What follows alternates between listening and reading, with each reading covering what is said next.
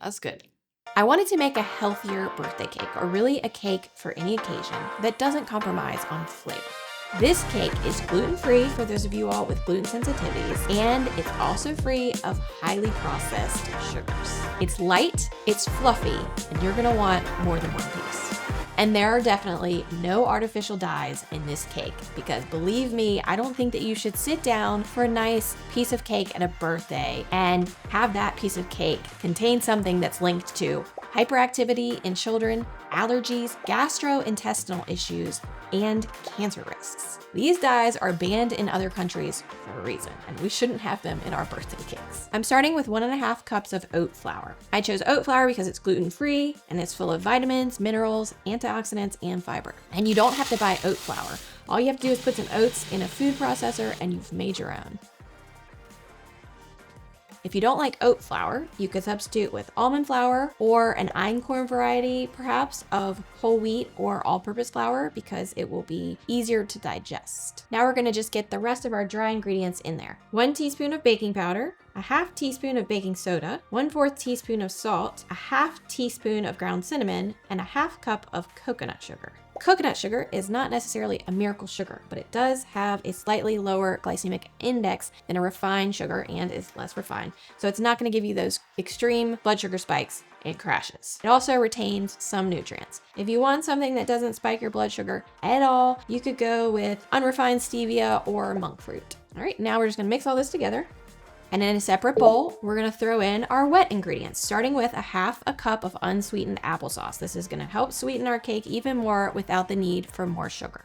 A 1/3 cup of coconut oil. If this has hardened on you like mine had, just throw it in the microwave to get it into a liquid state. Coconut oil is a healthy source of fat, and the MCTs in coconut oil can even support metabolism. You could substitute with another healthy oil like avocado oil or good old butter. Where you get your butter matters. Definitely go for grass-fed, pasture-raised if you can. Where your cow eats matters. And if your cow is confined to a conventional feedlot, being fed grains or even just being shoved some grass here and there but doesn't get to go outside, you have a lower quality butter. You eat what your cow eats. The rest of the wet ingredients: 2 eggs, 1 teaspoon of vanilla extract, and a 1/2 cup of milk. I'm using regular cow's milk, but feel free to use any plant-based milk that you would like.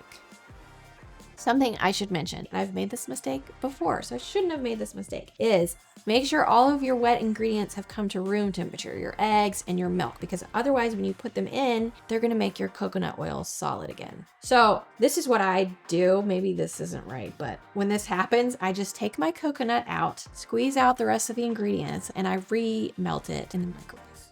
It works, I promise, but I don't recommend it. All right, now that my coconut oil is liquid again, we're gonna add it back into the mixture. There's a couple pieces of cooked egg now. Now we're just gonna add our wet mixture into the dry.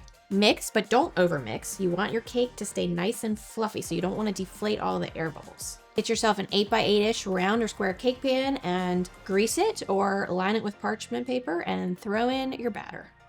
You gotta lick the bowl. Bake for 30 minutes. So I wanted to show you guys the recipe for 1 layer, but go ahead and double it if you want 2 layers. I'm gonna go ahead and make 1 more layer right now, maybe even 2 more.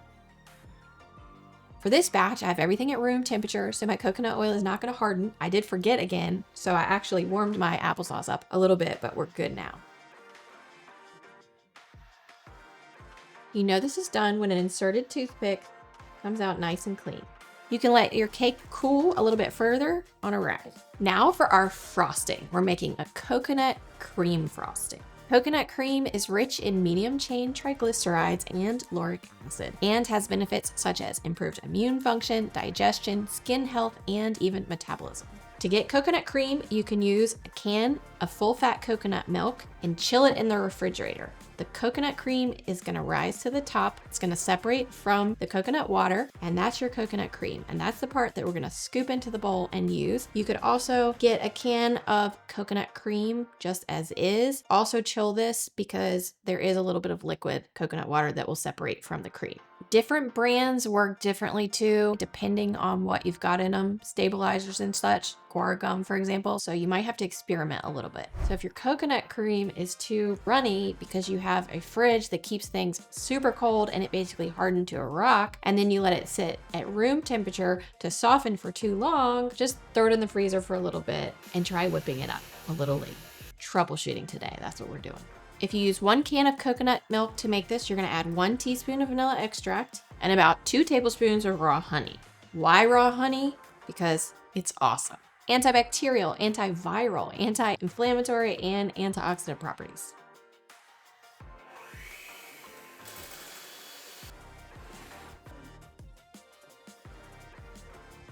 Obviously, wait until your cake has completely cooled and then ice however you want.